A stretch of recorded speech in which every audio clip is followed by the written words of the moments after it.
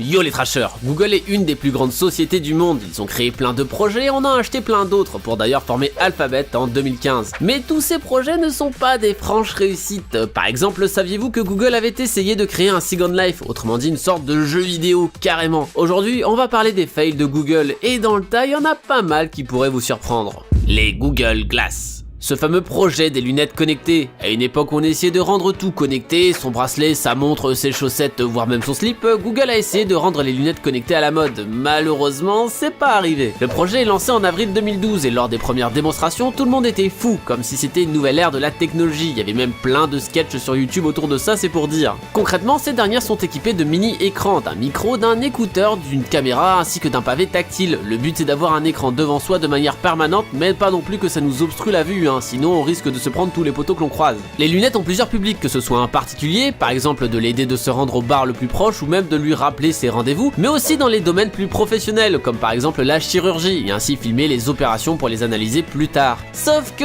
ça prend pas du tout au niveau du grand public, les gens ont peur de toute cette technologie et surtout elle est pas du tout discrète avec sa branche gigantesque et l'écran qui flotte. Vous voyez quelqu'un avec ça dans la rue, vous avez vraiment l'impression qu'il est en train de vous filmer de manière continue. Autrement dit, on n'est pas vraiment accepté dans des endroits privés avec ce genre de monture. En plus, c'était pas du tout esthétique, vu que encore une fois, c'était absolument pas discret. Ensuite, niveau prix, c'était un peu cher quand même parce qu'il fallait compter 1500 $ pour les premières versions, les Google Glass Explorer. Donc déjà, tout le monde ne pouvait pas les acheter, mais surtout ceux qui en avaient fait l'acquisition étaient très critiques. Et malheureusement, ça marchait très mal à sa sortie. Au fur et à mesure que les mois passent, le projet ralentit jusqu'à annoncer en janvier 2015 la suspension de la production de Google Glass, ainsi que ses ventes. Alors il existe encore aujourd'hui un modèle qui est ressorti mi-2017, mais là exclusivement pour les professionnels. Certains diront que c'était trop tôt, d'autres que c'était trop cher ou bien que c'était juste trop moche. Mais pour moi ça va revenir pour le grand public un jour, et d'ailleurs Intel est en train de faire une version simplifiée de lunettes connectées, sans caméra et sans branche énorme, qui ressemble d'ailleurs vraiment à de vraies lunettes. Affaire à suivre donc.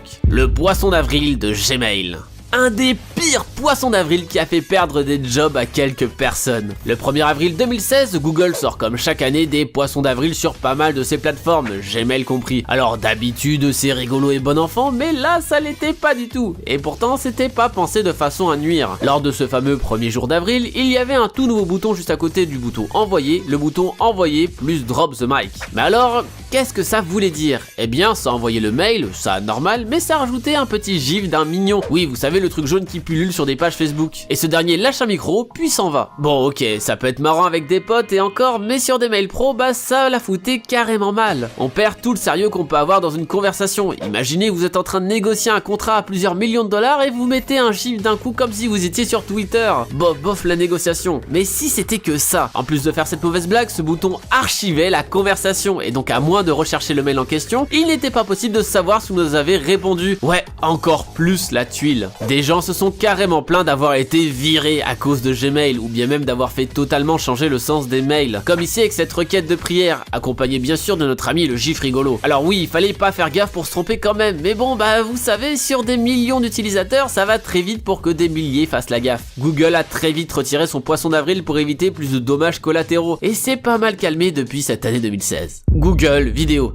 Quoi? Il y a eu un truc avant YouTube? Eh bien non, encore mieux, pendant YouTube. Et oui, faut pas oublier que YouTube n'a pas été créé par Google mais a été racheté. Entre temps, le géant du web a essayé de faire sa propre plateforme d'hébergement de vidéos, qui a été lancée le 12 juillet 2006. Le but à la base était de faire comme YouTube, mais avec l'acquisition de ce dernier en novembre 2006, soit quelques mois après, les fonctionnalités ont totalement changé pour devenir principalement un service de location de vidéos payantes. Ouais, une sorte de Netflix avant l'heure. Il avait même son propre lecteur, le Google Video Viewer. Et oui, ça pique les yeux. Au final, ces fonctionnalités sont arrivées petit à petit sur YouTube et donc Google Vidéo faisait tâche car il était juste un service en double dont personne s'intéresse. Il était d'ailleurs méga lent, il fallait un jour pour que les vidéos soient répertoriées, la folie quoi. En janvier 2009, il est annoncé que le service serait partiellement suspendu dans quelques mois et c'est 2 ans et 3 mois après quand même que cela arrive en empêchant l'envoi de vidéos et donc son hébergement. Mais il existe encore aujourd'hui pour l'utilisation de sa fonction de recherche pour le fameux navigateur Chrome. Aujourd'hui, vous regardez cette vidéo sur YouTube, mais ça s'est clairement joué à quelques mois pour que ce soit pas sur ce site-là.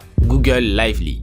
Et ouais, même Google s'est essayé aux jeux vidéo. Bon, on est quand même sur un style de jeu assez particulier ici, c'est pas Doom hein, clairement, mais plutôt une sorte de Second Life. Alors pour ceux qui ne connaissent pas, c'est un monde virtuel en 3D dans lequel il est possible d'interagir avec d'autres utilisateurs. Le jeu est gratuit, mais derrière il est rempli de microtransactions. C'est un peu le précurseur de tous les free-to-play qu'on a aujourd'hui au final, puisque c'était tout de même en 2003. Bref, pas vraiment de gameplay dans ce genre de jeu, au final c'est une sorte de Facebook enrobé d'un monde virtuel. Google, dans sa conquête d'être le numéro 1 partout, s'essaie à l'exercice du monde virtuel avec Google Lively. Le jeu est lancé en juillet 2008 tout de même, soit pas mal de temps après la hype. C'est comme si aujourd'hui quelqu'un sortait un jeu sur le hand spinner, c'est totalement dépassé de mode. Et malheureusement, ça s'est ressenti très vite. Le jeu ne proposait pas de transaction avec une monnaie réelle, alors on peut se dire que c'est cool, mais finalement non. Ça voulait surtout dire que le catalogue était très limité. Et je pense clairement que si le jeu avait vécu plus que ça, il y aurait eu des transactions pour acheter de nouveaux objets. Et oui, parce que le jeu n'a tenu que 6 mois, c'est l'un des échecs les plus rapides et cuisants qu'a connu la firme. Et pas mal de gens sont même pas au courant que ce truc a existé. Les gens étaient pas mal lassés des mondes virtuels où on ne peut rien faire, et ceux qui étaient intéressés par ça avaient déjà cramé toutes leurs économies dans Second Life. Ils allaient clairement pas changer de jeu. Ça a pas du tout donné envie à Google de continuer dans la voie vidéoludique. C'est dommage, j'aurais adoré voir le robot Android se battre dans l'espace contre des pommes géantes. Google+. Alors celui-là, tout le monde le connaît, tout le monde a un compte, mais personne l'utilise. Et oui, si vous avez un compte YouTube, il y a pas mal de chances que vous avez aussi un compte Google+, mais on en reparlera un peu plus tard. À une période où les réseaux sociaux explosaient en popularité, Google a voulu venir aussi dans la danse avec Google+, sorti en 2011, qui a d'ailleurs remplacé son ancien service Google Buzz, qui n'était déjà pas très glorieux. Le problème, c'est que ce réseau souhaitait faire trop de choses, être une extension du moteur de recherche Google, mais aussi un réseau pour parler avec ses amis, et lier tout ça aux autres services Google, comme Gmail, Hangout, etc. Bref, il y avait beaucoup trop de temps d'apprentissage sur ce réseau, sans pour autant rapporter de choses nouvelles par rapport aux autres. Alors à quoi bon s'y intéresser au final? Google+ avait aussi une interface trop professionnelle par le passé, ce qui donnait pas vraiment envie aux jeunes de s'y intéresser. Mais alors pourquoi tout le monde a un compte Google+ si c'est si peu ouf? Eh bien ils ont pas vraiment laissé le choix. Ouais, car ils ont transformé tous les comptes YouTube en comptes Google+. Les mecs, je sais. À partir d'aujourd'hui, tous les comptes YouTube deviennent des comptes Google+. C'est mon idée. Putain! Non. Champagne, putain. Chier! Car ils se sont dit, si les gens s'inscrivent pas, c'est parce qu'ils ont la flemme, hein, pas parce que le service n'intéresse personne, voyons. Bien sûr que c'était pas du tout le cas. Il y a eu une grosse levée de bouclier avec par exemple le spam de Bob dans les commentaires avec son tank. Tout ça lui a créé une sale réputation de forceur en gros. Ouais, pour utiliser YouTube du jour au lendemain, on était obligé d'être sur Google+.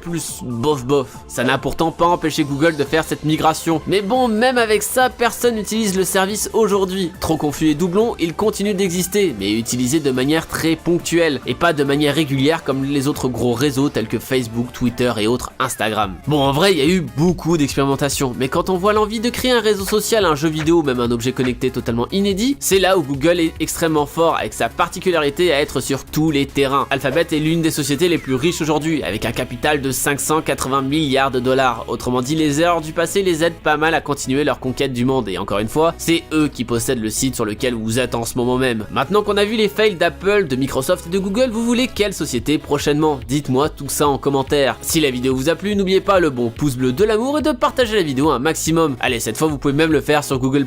On n'oublie pas non plus de s'abonner à la chaîne Trash si ce n'est pas déjà fait, et bien sûr vous pouvez aussi faire un tour sur ma chaîne personnelle si vous avez encore soif de connaissances. C'était Léo la chaîne Techmaker, et surtout, n'arrêtez jamais d'apprendre. Salut!